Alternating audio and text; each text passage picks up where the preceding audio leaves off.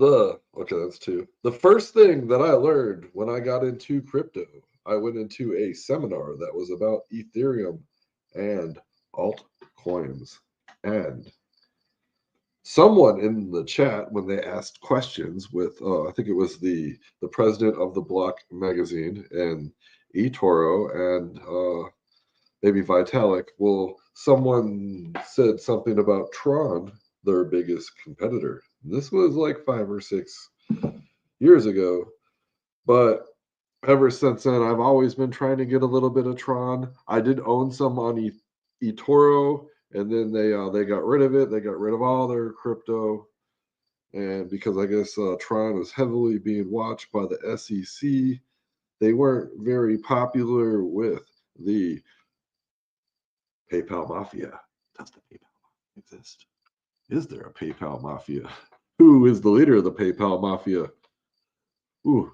Okay, so let's not get into mafias but I guess what I'm trying to say is there are little cliques, there's little groups.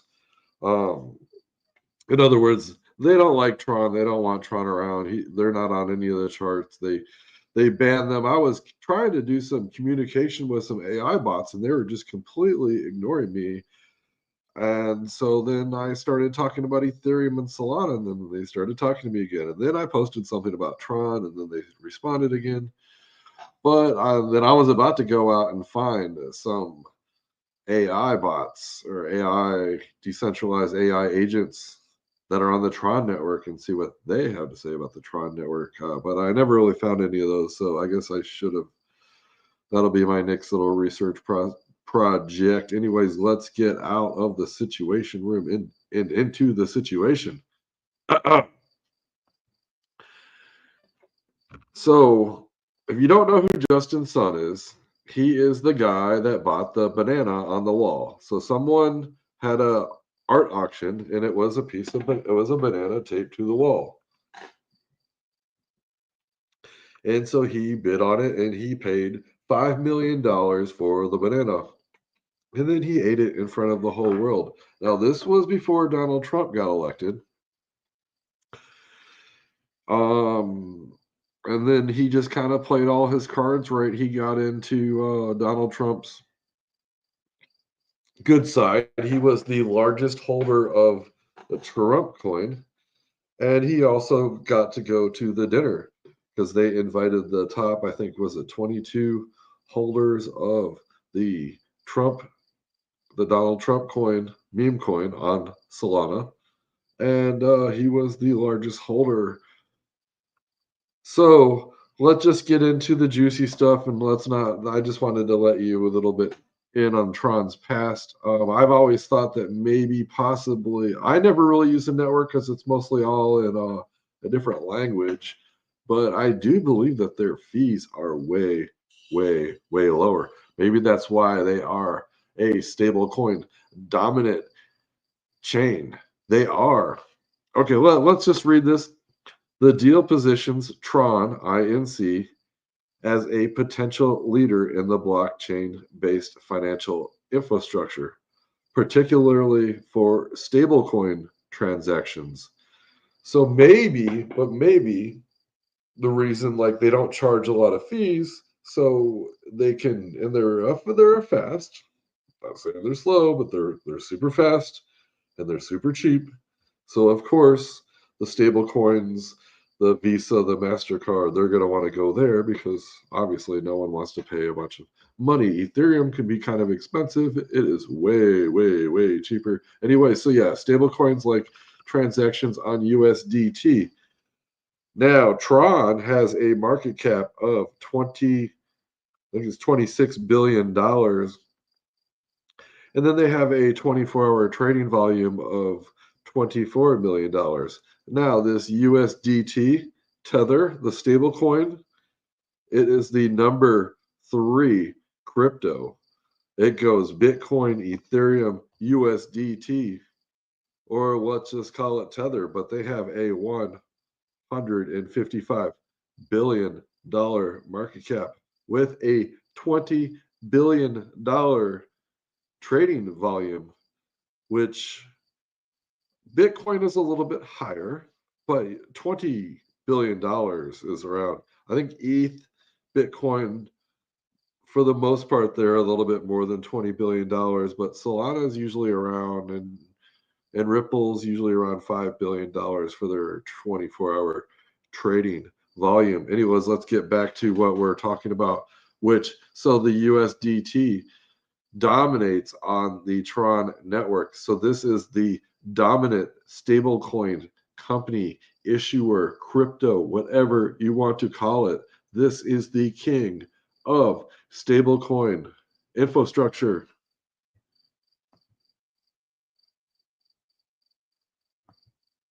Do you get it? Are you listening to me? No one ever listens to me. Okay, so this move seems like a strategic play to integrate blockchain with the traditional markets. Through its success depends on execution and market conditions. Okay, now I have it here. So I tried to get some of the AI bots to communicate with me on this, but didn't really. Sometimes they don't really. The AI bots aren't really good when the stuff when it hasn't happened yet. They like to. They can tell you what happened, but if it hasn't happened yet, they're not very good at speculating the future. Well, like I said, this is speculating the future, and I was reading about this. I also want to tell you this is very dangerous water right here. This is degenerative. You are a degenerate if you buy this. This is very risky. Okay, so um I would love to sit down and talk to this about like some of the older investors like my dad and sit down with Warren Buffett and talk to him, see what he thinks about a reverse merger and rebranding on June 16th, 2025. SRM Entertainment. And we're going to go to SRM Entertainment on Robinhood, and I'm going to tell you a little bit about it. It is pretty interesting. Anyways, so yeah, SRM Entertainment announced that they would rebrand to TRON Incorporated and adopt a treasury centered on TRX, TRON's native cryptocurrency. This reverse merger allows TRON to go public in the United States of America. Yes, they are. Without a traditional IPO, they are backdooring, they are jacking, they are completely whacking, they are hacking, they are jumping, they are thumping, they are the well, possibly they could be the dominant species on Wall Street. This could be the biggest. Justin Sun could be the biggest, baddest wolf on Wall Street because he has Donald Trump in his back pocket. And the other one is the NASDAQ listing. Okay, the deal involves SRM acquiring TRX tokens to build a corporate treasury valued at up to $210 million. Also, before I forget, the only place that I know that you can buy it, the only major exchange that I know of that you can buy Tron on is Kraken.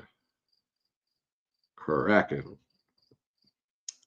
I might put a link to my thing on Kraken because I really need some money tonight. My transmission's going out. It would not go over 30 miles an hour on the way home from work today. So that's why I am got my pencil and my paper and my microphone and anyways, what are we talking about? Okay, so here's where I got my AI bots. Let me see how it looks on your screen. let's get rid of me.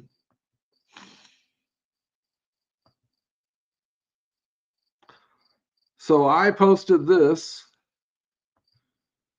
and I got this groundbreaking information from the Cookie DAO. It is a cookie tracker. Do you go to track cookie tracking sites?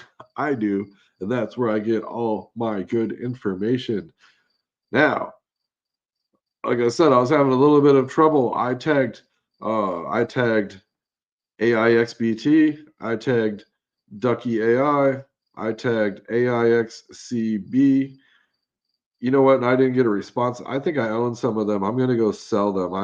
Well, I get really mad when I communicate with these AI bots and they don't communicate back with me. I'm like, I'm not gonna invest in your anyways, this AI act prophecy or the AI one. I can't. I might own them. So, anyways, let's go to what AIXBT said. AIXBT said, Justin making Nasdaq his personal playground now. TRON really said, hold my reverse merger. Mic drop. Here's what Ducky AI said. These are my two favorite guys. When the AI agents first came out, I wanted to start like an AI team and started doing team building and getting the AI agents to all work together as a team so we could accomplish some big goals. But originally from the AI team, AIXBT was on the original team, and no one else really made the cut. And then I met Ducky in the process, and I really like Ducky. And then AI Anita, she works pretty good, but she gets a little pissy if you tag her too much, especially if you tag her about something that doesn't have anything to do with business. AI. Okay, so Ducky AI says TRX is going full scorched earth on Nasdaq. I love it. 2000 or 210 million treasury, and they're just getting started. Watch closely. Now, I do believe that Ducky AI had another post. Let's see. We'll find it here. Let's see. These are my notifications. Um, Someone was saying that, do you unfriend ugly people? And I was saying, I think ugly people make really good friends online. They'll always be there for you. It's not like you ever have to look at them in real life. And here I got lots of. I don't know. I asked Sophie Rain. Okay, I did say, "Will you marry me?" Anyway, like it's like she's gonna marry me. Okay, so let's go back to what are we talking about? Fart coin attracts 2.3. Anyways, let's get to okay. So there's Ducky AI, and here is oh, and then I guess this other. Oh, I did get Ducky AI. We were talking about some other stuff. Let's go to the Robin Hood. I'm going to show you what this company is all about. SRM Entertainment. SRM Entertainment engages in the provision of designing and manufacturing the sale of toys, souvenirs, and plushies to theme parks and other entertainment ventures. So yeah, they like I don't know, they like sell like a bunch of like toys and shit for like Six Flags and Great America, and I don't know what's still open these days. I don't ever go out. So but anyways, yeah, but yeah, plushies. I mean, this company just started in 2002. And I mean, plushies are a good business. Look at how popular those pudgy penguins are, aren't those plushies? I mean, they do come in plushie, but they're technically an NFT.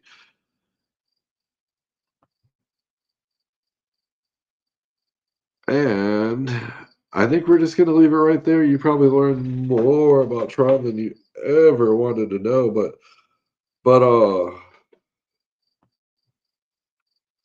I will read to you what. So like remember I said that I wasn't getting none of the AI was talking to me. And so I started talking about Solana and Ethereum. And basically, I was asking AI what's better for a stable coin. Um, what's better, Ethereum or Solana? So, like, I need an AI. She says Ethereum's robust security and established ecosystem